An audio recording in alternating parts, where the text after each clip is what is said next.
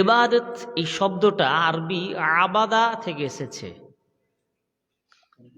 আবাদা মানে দাসত্ব করা। আবাদা ইয়াবুদু, দাসত্ব করা বা গোলামি করা। এই জন্য মানুষকে বলা হয় আব্দ। আব্দুন মানে বান্দা, মানে দাস। মানুষ হলো দাস। বিশ্বের যা কিছু আছে সমস্ত কিছুই একজনের দাস। কার দাস? আল্লাহর দাস। আমি মানুষ হিসাবে আল্লাহর দাস। পশু পক্ষী কীট পতঙ্গ চন্দ্র সূর্য গ্রহ নক্ষত্র সব কিছুই কার দাস? আল্লাহর দাস। এই যে ইবাদতটা ওই দাসত্ব থেকে এসেছে। যে ইবাদত করা মানে হলো দাসত্ব করা। ইবাদত করা মানে হলো দাসত্ব করা। আরেকটা উদাহরণ দিলে ভালো বুঝবেন। আগেকার দিনে জমিদার প্রথা ছিল, আপনারা গোলাম ছিল, গোলামি কাজ করতো না, অনেকে গোলাম বলা হতো। গোলাম কাকে বলে? গোলাম কাকে বলে ভালো করে শুনুন। আমরা যে আলোচনাটা করছি আজকে, এখানে রঙ্গরস নেই, আনন্দ ফুর্তি নেই, কমেডি নেই, গাজাল গান নেই, বিয়ের গীতও নেই। যদিও ঝাড়খণ্ডের মানুষ আপনারা, আপনাদের দিকে আবার এমন এমন বক্তা প্রিয় হয় যারা একটু স্টেজে নাচ গান করে এই সে একটু ভেলকিবাজিতে বলতে পারে, তারা আপনাদের কাছে খুবই প্রিয়। আমি কিন্তু বেঙ্গলের মানুষ, আপনারা ঝাড়খণ্ড, আমি মুর্শিদাবাদ বেঙ্গলের মানুষ। আমি কিন্তু ওই রঙ্গরস দিয়ে বলি না, আমি কিন্তু ওই গান গাজাল বলি না। আমি আপনাদের সামনে কোরআন এবং হাদিস থেকে আপনাদের বুঝার মতো করে একটা একটা করে কিছু কথা আপনাদের সামনে পরিবেশন করব, যাতে আমার মাধ্যমে আল্লাহ তাআলা আপনাদেরকে দাওয়াত পেশ করেন আর আপনারা এটা শোনার পরে আপনারা আমল করতে পারেন ইনশাআল্লাহ। বলছিলাম দাসত্ব করা বা গোলামি করা। গোলাম কাকে বলে? একজন মালিক আর আরেকজন গোলাম। কোনো গোলাম যখন কোনো মালিকের কাছে থাকে তখন ওই গোলামের, ওই দাসের নিজস্ব কোনো স্বাধীনতা থাকে না, নিজস্ব কোনো ইচ্ছা থাকে না। মালিক যখন যেটা বলবে গোলাম সেটাই করতে বাধ্য থাকবে। মালিক তাকে যা খেতে দিবে তাই সেই খাবে। মালিক যখন যা করতে বলবে তাই সে করবে। তাকে যেখানে থাকতে দিবে সেখানেই থাকবে। মালিক তাকে যা পরিধান করতে দিবে তাই পরিধান করবে। গোলাম মানে নিজের ইচ্ছা মতো নয়, মালিকের ইচ্ছা মতো চলা লাগবে। একে বলা হচ্ছে গোলাম। মানুষ, সব মানুষ একজনের গোলাম, একজনের দাস, তিনি হচ্ছেন আল্লাহ তাআলা। সব মানুষ আল্লাহর গোলাম, আল্লাহর দাস। আপনি যদি নিজেকে, আমি যদি নিজেকে বলি যে আমি আল্লাহর গোলাম, এতে কি আমার সম্মান কমে যাবে? আমি যদি নিজেকে আল্লাহর গোলাম বলি, আমার কি সম্মান কমবে? আমার কি মানহানি হবে? আমি কি ছোট হয়ে যাব? না, আমি আসলেই তো আল্লাহর গোলাম, আপনি তো আসলেই আল্লাহর দাস। তা আমি আল্লাহ তাআলার গোলাম, আমি আল্লাহ তাআলার দাস। এবার আমি যদি সত্যি সত্যি আমি যদি এটা দাবি করি যে আমি আল্লাহর গোলাম, আমি যদি মানি যে আমি আল্লাহর গোলাম, আমি যদি বিশ্বাস করি আমি আল্লাহর গোলাম, আমি আল্লাহর দাস, তাহলে আমার ইচ্ছাতে, আমার মন মতো আমার জীবনটাকে আমি চালাতে পারবো না। আমার মন মতো আমি খেতে পাবো না, আমার মন মতো আমি থাকতে পাবো না, আমার ইচ্ছা মতো আমি পড়তে পাবো না, আমার ইচ্ছা মতো আমি কিছু বলতে পাবো না, আমার ইচ্ছা মতো কিছু করতে পারবো না, কারণ আমি যে গোলাম, আমি যে দাস। আমার মালিক যিনি, মালিক আমাকে বলবেন এটা করো, আমি তাই করব। মালিক আমাকে বলবে এভাবে হাঁটো, আমি ওইভাবে হাঁটবো। মালিক আমাকে বলবে এইটা খাও, আমি সেটা খাবো। মালিক যখন যেটা যা আদেশ করবেন, মালিক যখন যেটা যা আদেশ করবেন, মালিক যখন যেটা যা আদেশ করবেন, আমি নিজে যদি গোলাম হই, তাহলে অবশ্যই আমি মালিকের কথা মানতে বাধ্য থাকবো। বুঝে এসছে কথা? তাহলে আমরা গোলাম। এই গোলামিটাই হচ্ছে ইবাদত করা, গোলামিটাই হলো ইবাদত করা। আপনি যার গোলামি করেন আপনি তার ইবাদত করেন, আপনি যার দাসত্ব করেন তার ইবাদত করেন। কেউ একজন নারীর গোলাম, নারীর গোলাম, তার বউ বলল, ছি যুবক মানুষ আর এত বড় বড় দাড়ি ছেড়ে কি করেছো, একদম ভালো লাগে না, যাও দাড়িটি সেভ করে এসো। এবার গিয়ে বউয়ের কথায় দাড়িকে কুরবানি করে চলে আসলো। তাহলে সে হলো তার বউয়ের গোলাম, তার বউয়ের দাস। কেউ একজন মানুষ অর্থের গোলাম, টাকার গোলাম, অর্থ উপার্জন করার জন্য হালাল হারাম এমনটা সে পার্থক্য করছে না। টাকা প্রয়োজন আমার, সে চুরি করে হোক, ডাকাতি করে হোক, ওজনে কম দিয়ে হোক, আর অন্য কোনো মারপ্যাচে হোক, মানে ঠগিয়ে হোক মানুষকে, যে কোনো উপায়ে আমার অর্থ প্রয়োজন। অর্থ হলেই হলো, জনগণের সম্পত্তিকে আত্মসাৎ করে নিলাম, তার এই হলো অর্থের গোলাম, অর্থের দাস। এইভাবে যে ব্যক্তি যার সব কিছুকে মেনে নেয়, যার জন্য হালাল হারাম পার্থক্য করে না, যার জন্য ন্যায় অন্যায় পার্থক্য করে না, যাকে সার্বিক জীবনে মেনে নিয়েছে, যার সিদ্ধান্তটাকে নিজের জীবনে ঢুকিয়ে নিয়েছে, এ বলবে ওটাই ঠিক, এ যা করবে এটাই ঠিক, সে তার গোলাম হয়ে যায়।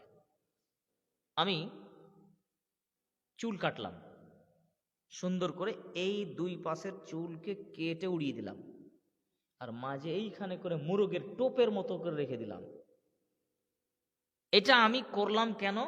আমার একজন প্রিয় খেলোয়াড় আছে, আমার সে প্রিয় খেলোয়াড়, ফুটবলার বা ক্রিকেটার, তার আমি বড় ভক্ত, খুব বড় ফ্যান। এই ভক্ত হওয়ার জন্য, তার অনুসরণ করে, তার মতো হয়ে, তার ভক্ততা, তার ফ্যান হওয়ার মানে একটা প্রকাশ করছি যে হ্যাঁ আমি তার চেয়ে সব ভক্ত বেশি, দেখো তার মতো আমি চুল কেটেছি।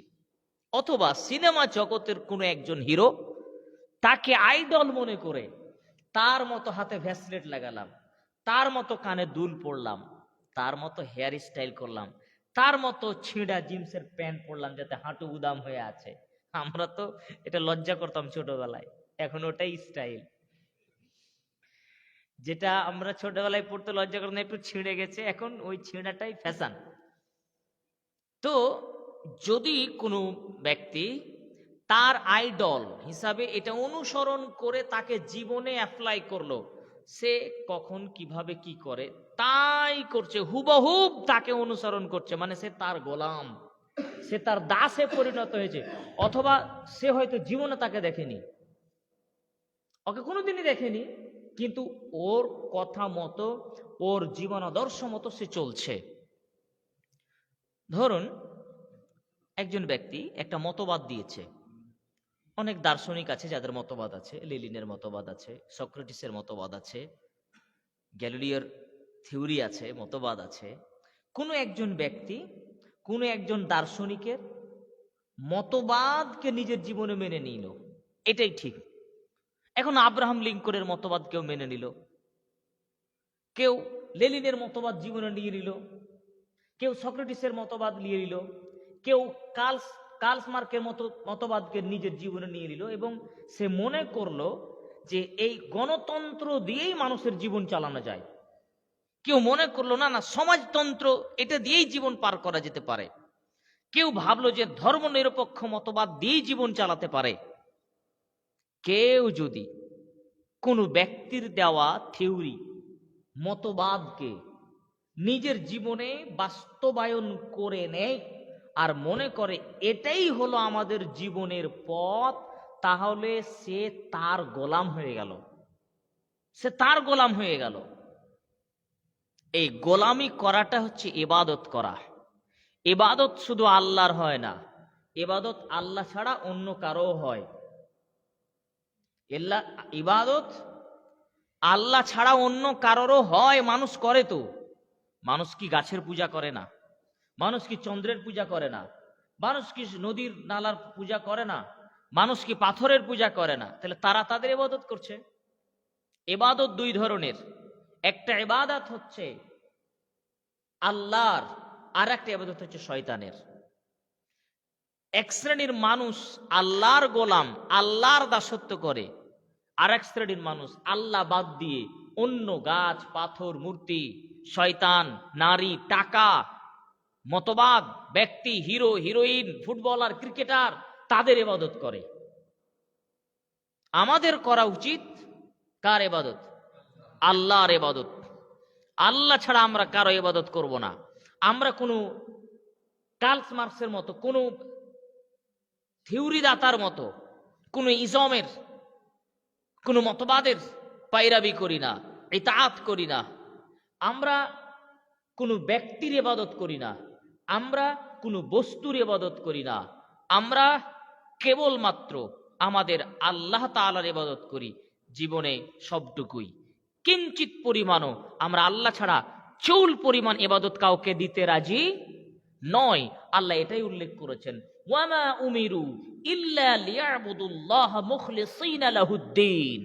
আমি তো কেবলমাত্র তাদেরকে এটাই আদেশ করেছি যে তারা শুধুমাত্র কেবলমাত্র আমারই ইবাদত করবে, আমি ছাড়া অন্য কারো চুল পরিমাণে ইবাদত করবে না।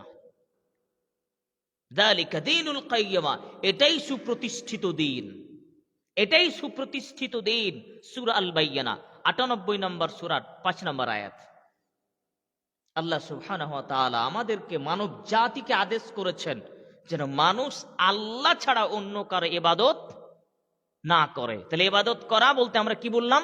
যে ইবাদত করা হচ্ছে দাসত্ব করা, গোলামি করা, ইতাআত করা, অনুসরণ করা, অনুকরণ করা, মেনে চলা। ২ নম্বর পয়েন্ট, ইবাদত দুই রকমের। ইবাদত দুই রকমের হয়। এক, ভালো যেটা করতে বলা হয়েছে সেটা পালন করাও ইবাদত। দুই, যাহা নিষেধ করা হয়েছে তা পরিত্যাগ করাও ইবাদত। যেটা আদেশ করা হয়েছে সেটা গ্রহণ করা। আল্লাহ সুবহানাহু ওয়া তাআলা বলেন, ওমা আতাকুমুর রাসূলু ফাখুযুহু ওমা নাহাকুম আনহু ফান্তাহু। সূরা আল হাসর ৫৯ নম্বর সূরার ৭ নম্বর আয়াত। আল্লাহ রাব্বুল আলামিন বলছেন, আমার নবী মুহাম্মদ সাল্লাল্লাহু আলাইহি সাল্লাম তোমাদেরকে যা দেন তা তোমরা গ্রহণ করো, তিনি যা নিষেধ করেন তা তোমরা বর্জন করো। তিনি যেটা আদেশ করেছেন সেটা তোমরা মেনে নাও, তিনি যেটা নিষেধ করেছেন সেটা তোমরা ত্যাগ করো। তাহলে আদেশকৃত বিষয় পালন করাটাও ইবাদত, নিষেধকৃত বিষয় বর্জন করাটাও ইবাদত। যেমন উদাহরণ নেন, আল্লাহ সুবহানাহু ওয়া তাআলা এবং তার রাসূল সাল্লাল্লাহু আলাইহি সাল্লাম কোরআন এবং সহিহ হাদিসে একাধিক আমলের কথা আদেশ করেছেন। সালাত আদায় করো, সিয়াম পালন করো, যাকাত দাও, দান করো, আরো ইত্যাদি। এই ধরনের যতগুলো আদেশ করা আছে, এটা করো, এটা করো, এটা করো, এগুলো করলে নেকি পাবো কি পাবো না? পাবো কি পাবো না? অবশ্যই পাবো। তাহলে এটা গ্রহণ করলাম, তিনি বললেন এটা পালন করো, আমি যদি করি তাহলে ইবাদত করছি, আমি যদি এটা মেনে চলি তাহলে ইবাদত করছি। অপরদিকে কোরআনে আল্লাহ সুবহানাহু ওয়া তাআলা এবং হাদিসে রাসূল সাল্লাল্লাহু আলাইহি সাল্লাম অনেক কাজগুলোকে নিষেধ করেছেন। সাবধান, মাদক দ্রব্য সেবন করবে না, সাবধান অশ্লীলতার কাছে যাবে না, ব্যভিচার করবে না, সুদ খাবে না, এগুলো নিষেধ, এটা নিষেধ। এর আগে দেখালাম ওটা আদেশ ছিল, এটা করো, ওটা করো, এটা করো। তাহলে আদেশটা পালন করলাম, তখন আল্লাহর ইবাদত করলাম। এখন আমাকে নিষেধ করা হচ্ছে, সুদ খাবে না, চুরি করবে না, ডাকাতি করবে না, ব্যভিচার করবে না, অশ্লীলতার কাছে যাবে না, মাদকদ্রব্য সেবন করবে না, এটা নিষেধ করা হচ্ছে। তাহলে নিষেধটা যদি আমি পালন করি তাহলে কি ইবাদত করলাম না করলাম না? এটাও করলাম না? নিষেধটা পালন করলেও ইবাদত করা হয় কি হয় না? অবশ্যই। কথাকে আমি বুঝাতে পারলাম? আদেশগুলো মানাও ইবাদত করা, নিষেধগুলো ত্যাগ করাও ইবাদত করা। হয়তো আমরা এটা জানি না। চুরি করলে, জেনা করলে পাপ হবে কি হবে না? হবে, অবশ্যই হবে। তাহলে জেনা না করলে কি হবে?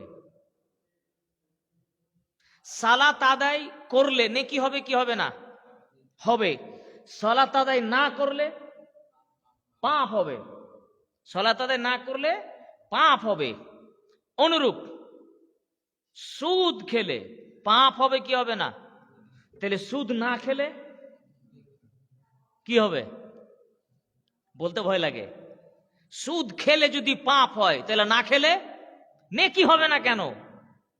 অবশ্যই নেকি। এইটাই বুঝাচ্ছি আপনাকে আমি, যে যেমন আদেশটা মানাও ইবাদত, নিষেধটা ছাড়াও ইবাদত। নবী করিম সাল্লাল্লাহু আলাইহি সাল্লাম ইবাদতের কথা বলতে গিয়ে বলছেন, শেষ পর্যায়ে এসে বলছে যে কোনো ব্যক্তি যদি তার স্ত্রীর মুখে সন্তুষ্ট সহকারে এক লোকমা খাবার তুলে দেয় তাহলে সাদকা দেওয়ার মতো নেকি হয়। নিজের স্ত্রীকে খুশি হয়ে নিজের স্ত্রীর মুখে আপনি একটু খাবার তুলে দিচ্ছেন, তাহলে এটার বিনিময়ে দানের নেকি পাওয়া যাবে। এর পর্যায়ে তিনি বলছেন, তোমাদের মধ্যে কোনো ব্যক্তি যদি নিজের স্ত্রীর সাথে নিজের যৌবিক চাহিদা পূর্ণ করে, মেলামেশা করে, তাতেও নেকি আছে। সাহাবীরা তখন একটু কেমন ইতস্তত বোধ করছে, আল্লাহ রাসূল এটা কেমন হলো? আমরা তো আমাদের নিজের যৌবন চাহিদা, আমাদের মনের খাহেসটাকে পূর্ণ করি স্ত্রীর কাছে, এইটাতে কেন কেমন করে নেকি হবে? এটা যে বুঝলাম না। নবী করিম সাল্লাল্লাহু আলাইহি সাল্লাম বুঝিয়ে দিলেন, শোনো, আচ্ছা বলো দেখি, তোমরা যদি তোমাদের এই স্ত্রীকে বাদ দিয়ে অন্য কোনো পর নারীকে অবৈধভাবে হারাম পন্থায় যদি ব্যভিচার করতে, তাহলে পাপ হতো কি হতো না? সাহাবীরা বলছেন যে হ্যাঁ অবশ্যই হতো। কেন পাপ হয় না? পরনারীকে এরকম করলে তো অবশ্যই গুনাহ হবে। আল্লাহ রাসূল বললেন, যদি পরনারীকে হারাম পন্থায় অবৈধভাবে করলে পাপ হয়, তাহলে বৈধভাবে করলে নেকি হবে না কেন? যুক্তি তো ঠিকই আছে না? এটাই বুঝালাম আপনাকে। চিন্তা করেন, স্ত্রীকে ভালোবাসলে নেকি হয়, স্ত্রীর মুখে খাবার তুলে দিলে নেকি হয়, স্ত্রীর সাথে মেলামেশা করলে নেকি হয়। এই জন্য আপনাকে বললাম, ইবাদত শুধু এটাই নয় যে নামাজ পড়া। নামাজ পড়া অবশ্যই আদেশমূলক ইবাদত, কিছু আছে নিষেধমূলক ইবাদত, যেটা আল্লাহ নিষেধ করেছেন, রাসূল সাল্লাল্লাহু আলাইহি ওয়াসাল্লাম নিষেধ করেছেন। এটা আমি করলাম না, করতে পারতাম, আমার ভিতরে যৌবন ছিল, যৌবনের খাহেস ছিল, আমিও মিটিয়ে নিতে পারতাম, কিন্তু নিজেকে কন্ট্রোল করে রেখেছি। এটা কি আমার চারটিখানি কথা নয়? নবী করিম সাল্লাল্লাহু আলাইহি ওয়াসাল্লাম বনি ইসরাইলের ওই 3 জন যুবকের কথা বলেছিলেন যারা গুহাতে আটকে পড়েছিল, মনে আছে কাহিনী? 3 জন ব্যক্তির তৃতীয় একটা লোক ছিল। একজন ব্যক্তি ছিল এমন দ্বিতীয় নম্বরে, ওই লোকটা বলেছিল, আল্লাহ, আমার একজন কাকাতো বোন ছিল, আমি তাকে পাওয়ার চেষ্টা করতাম খায়েশ মেটানোর জন্য, কিন্তু সুযোগ ছিল না। একদিন এরকম সুযোগ পেলাম, আমার কাছে কিছু মুদ্রা, টাকা আমার কাছে কিছু ধার চাইতে আসলো। আমি বললাম দিতে পারি, শর্ত আছে, আমার সাথে তোকে কুকর্মে লিপ্ত হতে হবে। বোনটা আমার নিরুপায় ছিল, টাকা লাগবেই তাকে, নিরুপায় হয়ে আমার সাথে ব্যভিচার করতে সে প্রস্তুতি রাজি হয়ে গেল। দিন সময় স্থান অনুযায়ী দিন সময় স্থান অনুযায়ী ব্যভিচার করার জন্য প্রস্তুত। যখন একেবারে সম্পূর্ণভাবে প্রস্তুত, বলা হয়েছে যে দুই পায়ের মাঝখানে নিয়ে ব্যভিচার করার জন্য প্রস্তুত, ওই সময় তার বোনটা বলেছিল, হে আল্লাহর বান্দা আল্লাহকে ভয় কর, হে আল্লাহর বান্দা আল্লাহকে ভয় কর। যখন এ কথা বলেছিল, ওই যুবকটা তখন উঠে দাঁড়িয়ে গিয়েছিল, না আমি ব্যভিচার করলাম না। আল্লাহকে তখন বলেছিল, আল্লাহ তোমাকে বলছি, আল্লাহ তোমার ভয়ে ওটা করেছিলাম, আমি তো পারতাম, আমার বোনের আমার কতদিনের চাহিদা ছিল, কিন্তু তোমার ভয়েই এই অন্যায় কাজটা করিনি। আজকে বলছি এই বিপদে পড়েছি, বিপদ থেকে রক্ষা করো। আল্লাহ পাথর সরিয়ে দিলেন। কাহিনী তো বহুবার শুনেছেন। এখান থেকে কি দেখালাম আপনাকে? এই লোকটা খারাপ কাজ করেনি, তাহলে খারাপ কাজ না করার বিনিময়ে আল্লাহ বাঁচালেন, রক্ষা করলেন। তো তাহলে খারাপ কাজ না করার কাজ, ভালো কাজ করাটাও ভালো কাজ, খারাপ কাজ ছাড়াটাও ভালো কাজ, এইটা বুঝে নিতে হবে আপনাকে। সুতরাং বিড়ি খেলে পাপ হয়, বিড়ি না খেলে নেকি হয়। মদ খেলে পাপ হয়, মদ না খেলে নেকি হয়। চুরি করলে পাপ হয়, চুরি না করলে নেকি হয়। সুদ খেলে পাপ হয়, সুদ না খেলে নেকি হয়। বেপর্দা হলে পাপ হয়, পর্দা করলে নেকি হয়। তার মানে নেকির আশাই করতে হবে আপনাকে, নেকির আশাই করতে হবে। নেকির আশাতে যেদিন করবেন, করতেও ভালো লাগবে, আর তার নাজাতও পাবেন ইনশাআল্লাহ। নিয়তটা থাকতে হবে। আমি দাড়ি ছাড়ছি কেন? আল্লাহ রাসূল সাল্লাল্লাহু আলাইহি ওয়াসাল্লাম ছাড়তে বলেছেন, নবীর আদেশ। আল্লাহ তাআলা রাসূল সাল্লাল্লাহু আলাইহি ওয়াসাল্লাম বলেছেন, আমি এই রাসূলের কথাকে মানতে গিয়ে, তার ইতাআত করতে গিয়ে এটা করেছি, সুতরাং এটা আমার ইবাদত, এটা আমার ইবাদত। সম্মানীয় উপস্থিতি, তাহলে ইবাদতের ক্ষেত্রে আমরা বললাম যে ইবাদতটা হচ্ছে দুই রকমের, ভালো কাজ করা আর খারাপ কাজ ত্যাগ করা, এটাও ইবাদত। তৃতীয় নম্বরে এবার চলো, আমাদেরকে আল্লাহ সৃষ্টি করেছেন ইবাদতের জন্যই, এই জন্য আমরা ইবাদত করব। আমাদেরকে সৃষ্টি করার পিছনে আল্লাহর অন্য কোনো উদ্দেশ্য নেই। আল্লাহ নিজেই বলেছেন সূরা জারিয়াতের 56 নম্বর আয়াত, 52 নম্বর সূরা, আল্লাহ সুবহানাহু ওয়া তাআলা বলছেন, ওমা খালাকতুল জিন্না ওয়াল ইনস ইল্লা লিয়াবুদুন, নিশ্চয় আমি মানুষ আর জিনকে সৃষ্টি করেছি তারা যেন একমাত্র আমারই ইবাদত করে। আল্লাহ সুবহানাহু ওয়া তাআলা আমাকে আপনাকে সৃষ্টি করেছেন। আল্লাহ বলছেন মানুষকে জিনকে আমি সৃষ্টি করেছি এই জন্য যে তারা আমারই ইবাদত করবে, এই উদ্দেশ্যে। আল্লাহ তাআলার ইচ্ছা, আল্লাহ তাআলার উদ্দেশ্য হচ্ছে যেন মানুষ আল্লাহর ইবাদত করে, এটার জন্য আল্লাহ সৃষ্টি করেছেন। মানুষকে যখন আল্লাহ সৃষ্টি করেছেন, ফেরেশতারা বাধা দিয়ে বলেছিল যে মানুষ সৃষ্টি করিয়েন না আল্লাহ, আমরাই তোমার তাসবিহ তাহলিল করব। আল্লাহ বলেছেন, ইন্নী আ'লামু মা লা তা'লামুন, আমি যা জানি তোমরা তা জানো না। এখন কথা হচ্ছে, আল্লাহ যে আমাকে আর আপনাকে সৃষ্টি করেছেন তার ইবাদত করার জন্য, এটা আমি আর আপনি কি আল্লাহ তাআলার সেই উদ্দেশ্য পূর্ণ করছি? আমরা, আমাদের এটা কর্তব্য যে আমরা আল্লাহর ইবাদত করব। আল্লাহর উদ্দেশ্য যে আল্লাহ মানুষ আমার ইবাদত করবে, আমাদের কর্তব্য যে আমরা আল্লাহর ইবাদত করব। আল্লাহর উদ্দেশ্য যে মানুষ আমার ইবাদত করবে। এখন কথা হলো, দেখুন একটু খেয়াল করেন, এই মোবাইলটা ধরেন যে আমি তৈরি করলাম, উদাহরণ দিচ্ছি, আমি এই মোবাইলের ইঞ্জিনিয়ার।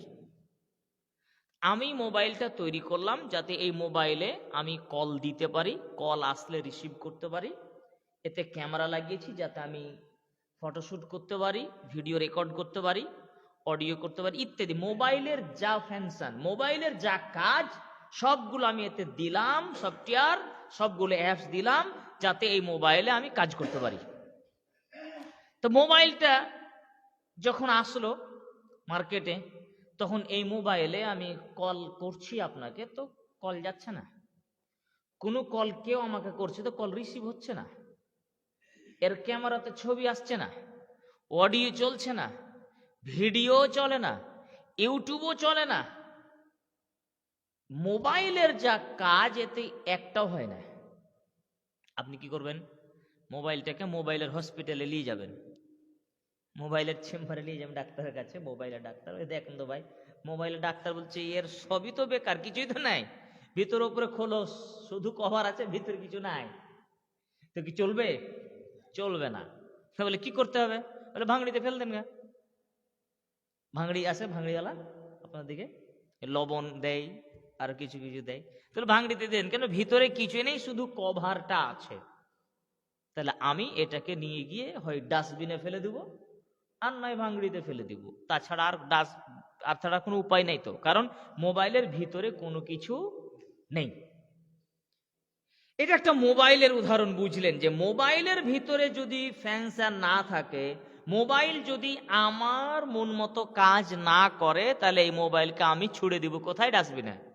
ডাস্টবিনে ফেলে দিব। এটা আমার ব্যবহারের যোগ্য নয়, এটা আমার কাজের যোগ্য নয়, এটা আমার উপযুক্ত নয়, এটাকে বাদ দিয়ে দিই।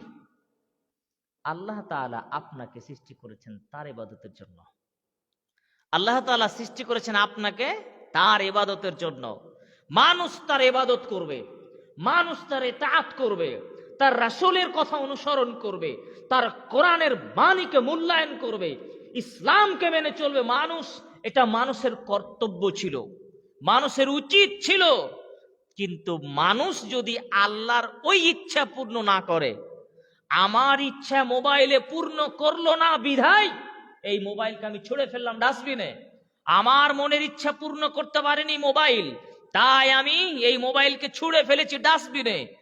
আপনি আর আমি যদি আল্লাহর ইচ্ছা পূর্ণ না করি, আল্লাহ তাআলা যে বললেন আমি তোমাকে সৃষ্টি করলাম তুমি আমারই ইবাদত করবা, এই জন্য এখন আমি যদি সে আল্লাহর ইবাদত না করি, আমি যদি সে আল্লাহর ইবাদত না করি, আমার ভিতরে আল্লাহ বললেন তোমার ভিতরে থাকবে ঈমান, তোমার ভিতরে থাকবে আমল, তোমার ভিতরে থাকবে ঈমান, তোমার ভিতরে থাকবে আমল।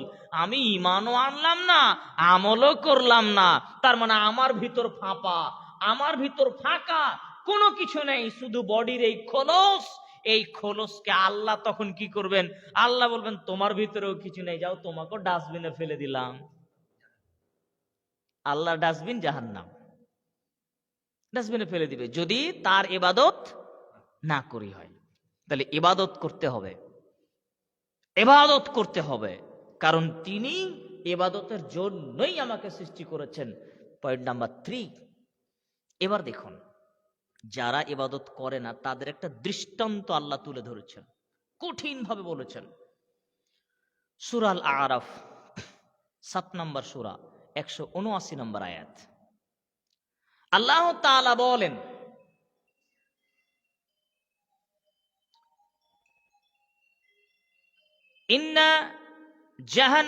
ইন্না কাসীরাম মিনাল জিন্নি ওয়াল ইনস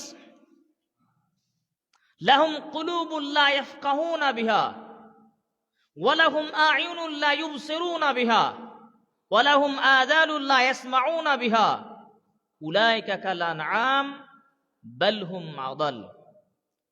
আল্লাহ সুবহানাহু ওয়া তাআলা বলছেন, আমি মানুষের জন্য এবং কিছু জিনদের জন্য ওয়ালাকাদ জারানা লি জাহান্নামা কাসীরাম মিনাল জিন্নি ওয়াল ইনস, নিশ্চয় আমি কিছু মানুষ আর কিছু জিনের জন্য জাহান্নামকে প্রস্তুত করে রেখেছি। লাহুম কুলুবুন লা ইয়াফকাহুনা বিহা, যাদেরকে আমি অন্তঃকরণ দিয়েছি, অন্তর, যা দ্বারা সে অনুধাবন করতে পারে, বুঝতে পারে, বিবেক দিয়েছি, বুদ্ধি দিয়েছি, বুঝার শক্তি দিয়েছি, কিন্তু তারপরেও সে বুঝে না, বুঝার চেষ্টা করে না। লাহুম কুলুবুন লা ইয়াফকাহুনা বিহা ওয়া লাহুম আ'য়ুনুন লা ইউবসিরুনা বিহা, তাদের দুইটা চক্ষু দিয়েছি, আমার এই সৃষ্টির নৈপুণ্যতা বিশ্বজগৎ দেখে তারা আমাকে চিনবে, বুঝবে, কিন্তু তারা দেখেও দেখে না। ওয়া লাহুম আযানুন লা ইয়াসমাউনা বিহা, তাদের দুটা কান দিয়েছি, আমার বাণী শুনবে, কিন্তু শুনেও তারা শোনে না। উলাইকা কাল আনআম, এরা চতুষ্পদ জন্তুর মতো, জানোয়ারের মতো না, বাল হুম আদাল, তার চেয়েও খারাপ। একটু খেয়াল করেন। নাম্বার 1, তাহলে এমন মানুষ আছে, এমন জিন আছে যাদের জন্য আল্লাহ জাহান্নাম রেডি করে রেখেছেন। ওরা কারা? ওরা হলো ওই সব লোক, ওরা হলো ওই সব লোক যাদের আল্লাহ অন্তর দিয়েছেন, বিবেক দিয়েছেন, কল্ব দিয়েছেন, বুঝার শক্তি দিয়েছেন, কিন্তু তারা তাদের বিবেক দিয়ে বুঝে না। আসলে কি বুঝে না? বুঝে তো। আচ্ছা, আমি যদি বলি আরে এই মোবাইলটা কত পাগলা রে, আমার কথাই বুঝে না, কথাটা মানালো? আমি যদি বলি টেবিলটা এত বোকা যে টেবিলটা আমার কথাই বুঝে না, কথাটা ঠিক হবে? আমি যদি বলি আরে ফ্যানগুলো কত পাগল, আমার কথাই বুঝে না, কেমন লাগবে আপনাদেরকে? আপনারা বলবেন যে আপনি আসলে পাগল। কারণ এই টেবিলের, এই ফ্যানের, এই মোবাইলের কি বুঝ শক্তি আছে? ওদের কি বিবেক আছে? নেই তো। তো বিবেক কার আছে? মানুষের। মানুষের বিবেক আছে। আমি যদি বলি আরে আমাদের বাড়ির ছাগলটা খুবই পাগল, এত করে বলি তাও একবারও নামাজ পড়তে যায় না, কথাটা কি সাজলো? আল্লাহ গরু ছাগলকে ওই বিবেক দেননি যেটা আমাদেরকে দেওয়া হয়েছে। তা আল্লাহ বলছেন যে এদেরকে, যাদেরকে আমি বিবেক দিলাম, কাদেরকে? মানুষ আর জিন। এই যে মানুষ আর জিনকে যাদেরকে আমি বিবেক দিলাম, বুদ্ধি দিলাম, অন্তর দিলাম, হৃদয় দিলাম, চিত্ত দিলাম, ভাবনাবোধ দিলাম, ওরা ভাবতে পারে, বুঝতে পারে, চিন্তা করতে পারে, এত কিছু দিলাম, কিন্তু বুঝার শক্তি থাকার পরেও আমাকে বুঝলো না। বুঝে না নয়, বুঝে কিন্তু বুঝলো না। বুঝে না? মানুষ বুঝে না? ও কি জানে না? সত্যি তো বুঝে তো। মাছ দিয়ে ভাত খেলে কাঁটাটা ফেলেই খায়, তার মানে বুঝ শক্তি তো আছে। 2 টাকাকে 2 টাকাই বলছে, 5 টাকা তো বলছে না, তার মানে বুদ্ধি তো আছে। চুরি করে তো ওই নিজের জমির আইলটাকে আধাত বাড়িয়ে দিয়েছে আর একদিকে, তার মানে বুদ্ধি তো আছে। নেই? বুদ্ধি সবই আছে। একটা মূর্খ লোক লেখা পড়া জানে না, তারপরেও 1 কাঠা জমি কিনতে গেছে, তোর দলিলটা 10 জনকে দেখাচ্ছে, দেখো তো ভাই আমার দলিলটা ঠিক আছে, একটু দেখো তো, দেখো তো। ও বুঝে না, তারপরে বলছে যে দলিল না হলে জায়গা নিব না, রেকর্ড না হলে জায়গা নিব না, হাজার রকমের বাহানা উজুদ দিয়ে চেক করাচ্ছে। তার মানে দুনিয়াবি ক্ষেত্রে, দুনিয়ার সব কাজে তার বুদ্ধি বিবেক আছে, অবশ্যই আছে। কিন্তু আল্লাহর ইবাদত করতে হবে, আল্লাহকে চিনতে হবে, আল্লাহকে বুঝতে হবে, আল্লাহকে, আল্লাহ কেন সৃষ্টি করেছেন আমাকে, আমার কাছে আল্লাহ কি চান, আল্লাহর ইবাদত করলে আমি কি পাবো, আমার শেষ জীবনের শেষ কোথায় আমার গন্তব্যস্থল, এগুলো নিয়ে তার কোনো মাথা ব্যথা নেই, কোনো চিন্তা নেই। দুনিয়ায় এসেছে, খাবে দাবে পায়খানা করে সব শেষ করে দিবে, আর মরে যাবে, মনে হচ্ছে আমি ভূত হয়ে যাব, মাটিতে মিশে যাব, এই তার ধান্দা। আপনি বলেন, যে লোকটা দুনিয়ার সব বুঝলো, রাতকে রাত বলল, দিনকে দিন বলল, কালোকে কালো বলল, সাদাকে সাদা বলল, যে লোকটা দুনিয়ার মারপ্যাচ সব বুঝে, দুনিয়ার হিসাব নিকাশ সবই বুঝে, এক চুল কথা এদিক ওদিক করতে দেয় না, 1 টাকা কাউকে মারতে দেয় না, সবই বুঝলো, সবই বুঝলো, সবই বুঝলো। বুঝলো না কি? আল্লাহর ইবাদত করতে, তখন কি আর এত বুঝি? তখন আর বুঝে না। আসলে কি বুঝে না? না বুঝেও বুঝে না, বুঝেও বুঝে না, এই বুঝেও বুঝে না। আল্লাহ বলছে যাদেরকে বিবেক দিলাম কিন্তু বুঝেও বুঝলো না যারা, 1।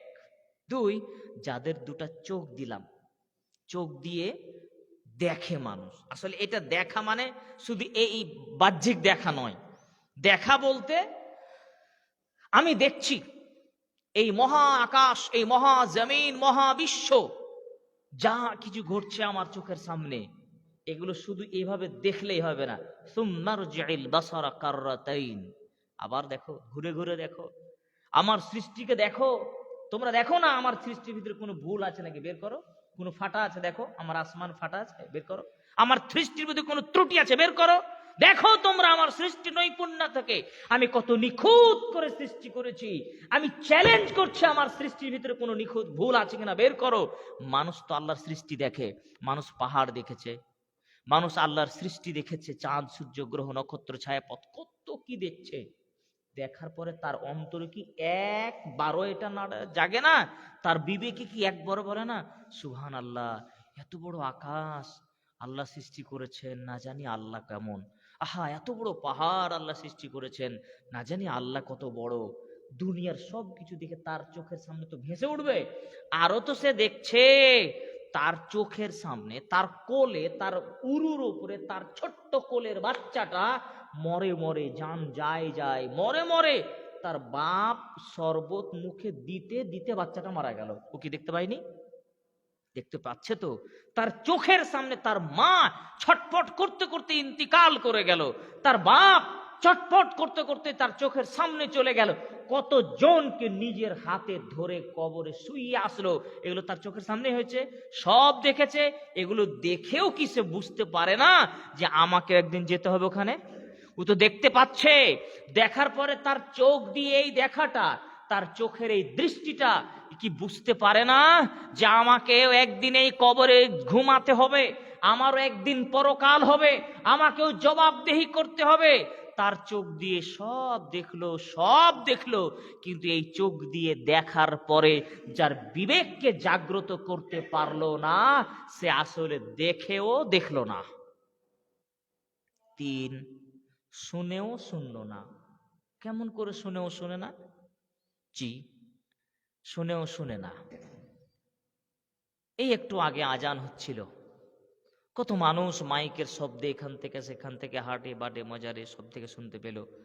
মুয়াজ্জিন ডাক দিয়েছিলেন, হাইয়া আলাস সালাহ, এসো সলাতের দিকে এসো, হাইয়া আলাল ফালাহ, এসো সফলতার দিকে এসো। আর ওই মোড়ে ওই চায়ের দোকানে বসেছিল অনেক মানুষ। আজানটা যে দিল, তা আজানটা কি ওর কানে গেল না? গেছে তো। তো আজান দিয়ে তো তাকেই ডাকা হচ্ছে যে আব্দুল্লাহ, আব্দুল মালিক, ও বাদশাহ, সুলতান, শেখ, পাঠান, শোনো, হাইয়া আলাস সালাহ, তোমরা এসো সলাতের দিকে এসো, সময় হয়ে গেছে, এসো সফলতার দিকে এসো। এটাই সফলতা তোমাদের। চায়ের দোকানে বসে থাকা সফলতা নয়, মাঠে কাজ করাটা পরে, আগে সালাতের সময় হয়েছে, এটাই তোমার জন্য সফলতা। আস-সালাতু খায়রু মিনান নাওম, মনে রাখো তুমি যখন ঘুমিয়ে আছো, তোমার এই ঘুমের তুলনায় সালাত অতি উত্তম। তুমি ঘুম ত্যাগ করো, বিছানা ত্যাগ করে সালাতের দিকে এসো। কি শুনছে কি শুনে না? শুনলো তো, কিন্তু শোনার পরে আসলো না। শোনার পরে এখানে আসলো না। এই যে শোনার পরে আসলো না, এটা কিভাবে নিলেন আপনি? আমি আপনাকে বললাম, ভাই আমি খুবই পিপাসিত, এক গ্লাস পানি দেন তো আমাকে। আপনি বসেই আছেন। আমি বললাম যে আপনি কি শুনলেন? হ্যাঁ আমি তো শুনলাম আপনার কথা। পানি কিন্তু আমাকে দেননি। আপনি বলছেন যে আমি শুনলাম তো আপনার কথা। আচ্ছা আপনি কি সত্যি আমার কথাটা শুনলেন? শোনা মানে কি? মানে কান দিয়ে শুনেছেন কিন্তু আমল করে করেননি তো। তা আমাকে যতক্ষণ না পানি দিচ্ছেন ততক্ষণ কি আপনার কথাটা শোনা হলো? শোনা হয়নি, আমাদের চলতি ভাষায় কথা। তো এই যে আমরা শুনলাম মানে মানলাম না, শুনলাম কিন্তু মানলাম না। এই যে যারা শুনলো কিন্তু মানলো না, আসলে তারা শুনেও কি শুনলো না, শুনেও শুনলো না। ওরা আজানটা শুনতে পেয়েছে ঠিক, হাইয়া আলাস সালাহ, কিন্তু তারা শুনেও শুনেনি, শুনেও শুনেনি। তাহলে এবার 1 নাম্বার, প্রথম লোকেরা, বিবেক যাদের দেওয়া হয়েছিল তারা বুঝেও বুঝলো না, চোখ দিয়েছে দেখেও দেখলো না, কান দিয়েছি শুনেও শুনলো না। যাদের বিবেক দিলাম, বুদ্ধি দিলাম, ভাবনা বোধ দিলাম, কিন্তু তারা বুঝেও বুঝলো না। যাদের চোখ দিলাম দেখার জন্য, অথচ আমার সৃষ্টির নৈপুণ্যতা দেখে দেখেও আমাকে দেখলো না। যাদের আমি কান দিলাম শ্রবণ করার জন্য, অথচ তারা আমার কথাকে শুনেও শুনলো না। যারা বুঝেও বুঝে না, মন আছে হৃদয় আছে বুঝে না, চোখ আছে দেখেও দেখলো না, চোখ আছে দেখে না, কান আছে শুনেও শুনলো না, তারা হলো উলাইকা কাল আনআম, এরা চতুষ্পদ জন্তুর মতো, জানোয়ারের মতো, 4 পায়া জন্তুর মতো, গরু ছাগলের মতো, কুকুর শিয়ালের মতো। এরা গরু ছাগলের মতো, এরা কুকুর শিয়ালের মতো, 4 পায়া জন্তুর মতো। এরপরে আল্লাহ বলেছেন না না, বালহুম আদল, তার চেয়েও খারাপ, কুকুর শুকুর থেকে খারাপ, গরু ছাগল থেকে খারাপ, এরা গরু ছাগল থেকে খারাপ, এরা কুকুর শিয়াল থেকে খারাপ, যাদেরকে আমি বিবেক দিয়েছি। কারণ গরু ছাগলকে তো বিবেক দিনি, তাদেরকে তো বিবেক দিনি, তাদেরকে তো বুদ্ধ শক্তি এরকম দিনি যে তারা আমার কথা মানবে। মানুষ, তুমি উন্নত খাও, উন্নত জীব, উন্নত বাড়িতে বসবাস করো, তোমাকে বিবেক দিয়েছি, বুদ্ধি দিয়েছি, তুমি আমাকে চিনতে পারো। তুমি কেন আমাকে চিনেও চিনোনি? তুমি আমার কথা মানতে পারো, মেনেও কেন তুমি আমাকে মানোনি? তুমি আমার কথা শুনতে পারো, শুনেও কেন শুনোনি? অতএব তুমি তো গরুটার থেকে খারাপ, তুমি তো ছাগলটার থেকে খারাপ, তুমি তো কুকুর শিয়ালের থেকে খারাপ, কারণ তারা কখনো আমার অবাধ্য হয় না। গরু ছাগল কুকুর শিয়াল আল্লাহর কোনোদিন নাফরমানি করে না, নাফরমানি মানুষ করে। এই জন্য গরু ছাগলের জাহান্নাম নেই। আছে? গরু ছাগল জাহান্নাম দেবে না, ওদের বিধি বিধান নেই, ওদের নিয়ম কানুন নেই। জাহান্নাম আমার জন্য, মানুষের জন্য আর জিনের জন্য। চিন্তা করেন, ইবাদত না করলে তার পরিণাম কি? তাহলে ইবাদত যারা আসলে করে না আল্লাহর, এরা একবারে চতুষ্পদ জন্তু থেকেও খারাপ। এখানে আর একটা উদাহরণ দিচ্ছি, রাতও হয়ে গেছে, আমাকে আবার যেতে হবে। একটা উদাহরণ দিই আপনাকে, শুনুন। হ্যাঁ, বিরক্ত হলে ছেড়ে দেবো।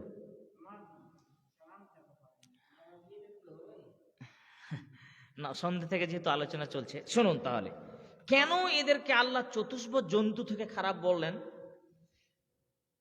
আপনাদের এলাকায় আছে কিনা, আমাদের বিভিন্ন জায়গায় মানুষ ওই বাড়িতে কুকুর পালন করে, কুকুর পুষে, কুকুর। আর অনেক বড় লোকের বাড়িতেও অনেক সময় কুকুর থাকে। বিদেশি কুকুরকে ট্রেনিং দেওয়া হয়, বিলেতি কুকুর যেগুলো ট্রেনিং দেওয়া হয়। কুকুরদের তো এখন অফিসার, সাব ইন্সপেক্টর, পুলিশ সব আলাদা আলাদা ডিপার্টমেন্ট আছে, চাকরি করছে কুকুরেরা ধরার জন্য আসামিকে। তো একটা মালিক যখন তার কুকুরকে পালন করে, পুষে, দেখবেন তো এই মালিকটা কুকুরকে কি দেয়? একটু খাবার দেয়, একটু খাবার দেয়, ভালো খাবারও দেয় মাঝে মাঝে, আর তার গলায় জিঞ্জির দিয়ে তার গেটের পাশে তালা মেরে ভরে রাখে। এই যে তার মালিক একটা কুকুরকে তার গেটের বাইরে একটু থাকতে দিয়েছে, সকাল সন্ধ্যায় খেতে দিয়েছে, এই মালিকের নাফরমানি কোনোদিন কুকুরটা করে না। দেখবেন শিকারী কুকুরগুলোকে যে মালিক একটা বল বা কিছু ছুড়ে দেয়, তখন কুকুর আবার ওটাকে ধরে ঘুরিয়ে নিয়ে আসে। কুকুরকে তার মালিক যদি বলে ওঠ ওঠ, তো উঠে যায়, ওকে ব্যাট বলেও বসে যায়। কুকুরকে কিছু চালিয়ে দিলে আবার ঘুরিয়ে নিয়ে আসে। কুকুর এমনই একটা প্রাণী, বিশ্বস্ত প্রাণী হচ্ছে কুকুর, বিশ্বস্ত প্রাণী। ও গাদ্দারি করবে না কোনোদিন, এমন একটা প্রাণী। যদি রাত্রিবেলায় চোর চলে এসেছে, তাহলে ছেড়ে কোনো কথা নেই, জান দিয়েও মালিককে রক্ষা করার চেষ্টা করে, করে না? এত মানে ভয়ঙ্কর একটা প্রাণী। ছোটবেলায় একটা গল্প পড়েছিলাম না, চোর এসেছিল, দিয়ে মাংস দিয়ে কুকুরের মুখ বন্ধ করছিল, কিন্তু পারেনি। তো কুকুর এক বিশ্বস্ত প্রাণী, যে তার মালিকের একটু খাবার পেয়ে, তার মালিকের থাকার জায়গা পেয়ে, সে মালিকের কোনোদিন নাফরমানি করলো না। আর মালিকের শত্রু চোর ডাকাত যদি ঢুকেছে, ওকে ছেড়ে কথা বলবে না, একবারে ঝাঁপিয়ে পড়ে এমন ঘেউ ঘেউ চিৎকার করে আওয়াজ দিবে, মালিককে জাগিয়ে, মালিক তোমার শত্রু এসেছে, তুমি সাবধান হও। এটা কুকুরের বৈশিষ্ট্য। আপনি চিন্তা করেন, আর যদি আলগা অপরিচিত মানুষ ঢুকে, তবুও কুকুর ঢুকতে দেয় না, এমন ঘেউ ঘেউ আওয়াজ দিবে। আর মালিক যদি ঢুকে, তখন কি করে? কুকুর দেখবেন তার লেজটাকে খুব নাড়ায়। নেজ নাড়ি আসলে কি? তার ভালোবাসাটা, বিনিময়টা সে জানাচ্ছে, ও মালিক তুমি আমাকে খেতে দাও, তুমি আমাকে থাকতে দাও, সুতরাং তোমার শুক্রিয়া, তোমাকে থ্যাংক ইউ। এটা কুকুরের ভাষা। আমি বললাম আর কি, যে কুকুর আসলে মালিককে তার নেজ নাড়িয়ে নাড়িয়ে তার প্রেম, তার ভালোবাসাটাকে প্রকাশ করে। কিন্তু মালিক বাদ দিয়ে অন্য কেউ গেলে, হায়রে তার আক্রমণ। তার মানে একটা নিকৃষ্ট জন্তু কুকুর, সে মালিককেও চেনে আর মালিকের শত্রুকেও চেনে। নিকৃষ্ট জন্তু একটা কুকুর, সে মালিককেও চেনে, মালিকের শত্রুকেও চিনে। চোরকে সে ছাড়বে না, মালিককে কিছু বলবে না, মালিক গেলে ভালোবাসা দেখাবে, মালিকের শত্রু গেলে ওকে একদম খামচে ধরবে, কামড়ে ফেলবে, ধরে ফেলবে। একটা নিকৃষ্ট জন্তু কুকুর, সে যদি তার মালিককে চিনতে পারে, সে যদি তার মালিকের শত্রুকে চিনতে পারে, আর আমি আদমের সন্তান মানুষ, আমি আদমের সন্তান মানুষ, আমি আমার মালিককে শত্রু করে নিলাম, আর মালিকের যে শত্রু ওকে বন্ধু করে নিলাম। মালিককে আল্লাহ, আর মালিকের শত্রুকে ইবলিস, শয়তান।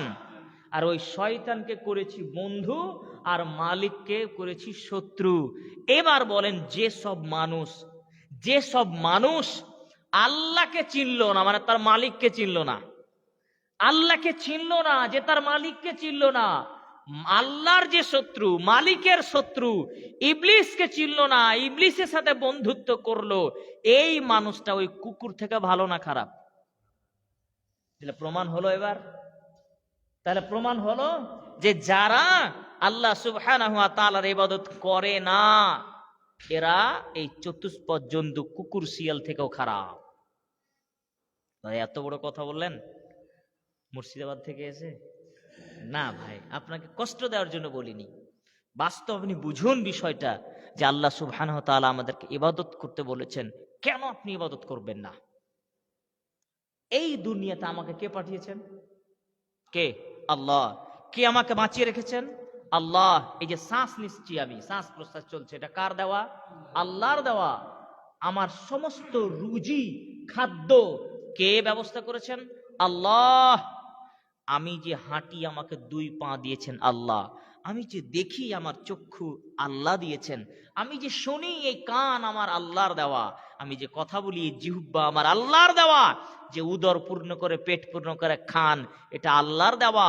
আল্লাহর দেওয়া জিনিসে আপনি চলেন, আল্লাহর জমিনে আপনি চলেন, আল্লাহর বৃষ্টির পানির ফসল আপনি ভোগ করেন, আল্লাহর দেওয়া সব কিছু জীবনে আপনি উপভোগ করছেন, আল্লাহর দেওয়া চোখ দিয়ে দেখছেন, আল্লাহর দেওয়া পা দিয়ে হাঁটছেন, আল্লাহর দেওয়া অক্সিজেন গ্রহণ করছেন, আল্লাহর দেওয়া রুজি ভক্ষণ করছেন, আল্লাহর দেওয়া সব কিছু ভোগ করছেন। সেই আল্লাহকেই আপনি ইবাদত করবেন না, সেই আল্লাহরই ইবাদত করবেন না, তাহলে আপনার মতো নেমো খারাম, আপনার মতো নেমো খারাম, আপনার মতো নেমো খারাম দুনিয়াতে আর নিকৃষ্ট কোনো পশুও নেই। যে ব্যক্তি আল্লাহর ইবাদত করবে না, তার যদি কিঞ্চিত পরিমাণ লজ্জা থাকে, হায়া থাকে, শরম থাকে, কালকে থেকে সে যেন আল্লাহর জমিনে না চলে। বুঝতে পারেননি কথা? ওর যদি হায়া থাকে, আল্লাহর জমিনে চলবে আর আল্লাহর ইবাদত করবে না, আল্লাহর জমিনে চলবে আর আল্লাহর ইবাদত করবে না, আল্লাহর দেওয়া রুজি খাবে আর আল্লাহর ইবাদত করবে না, আল্লাহর দেওয়া অক্সিজেন গ্রহণ করবে আর আল্লাহর ইবাদত করবে না, এই লোকের উচিত মাটিতে থাকা? এই মাটিতে থাকা তো তার উচিত নয়, তার তো এখানে থাকার কথা নাই। তুমি পৃথিবী থেকে চলে যাও, আল্লাহর বিশ্ব থেকে চলে যাও, কোথায় যাবা তুমি? আল্লাহর গণ্ডির বাইরে যেতে পারবা না। সুতরাং যদি হায়া শরম থাকে, ওই সব লোকদেরকে বলবো যারা আল্লাহর ইবাদত থেকে পিছিয়ে, তোমরা কাল থেকে ইবাদতে মত্ত হও।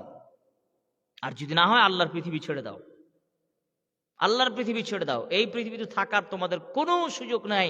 যদি আল্লাহর পৃথিবীতে থাকতে হয়, আল্লাহর ইবাদত করে থাকতে হবে। সুতরাং আমরা চেষ্টা করব আল্লাহ তাআলার ইবাদত করা, ইনশাআল্লাহ। আমি আর সময় নিচ্ছি না, আপনাদের সময়কে আমি সমাপ্ত করে দিচ্ছি। আরো কিছু কথা ছিল, ইনশাআল্লাহ আবার কোনোদিন হয়তো এ বিষয়ে দীর্ঘ আলোচনা হবে।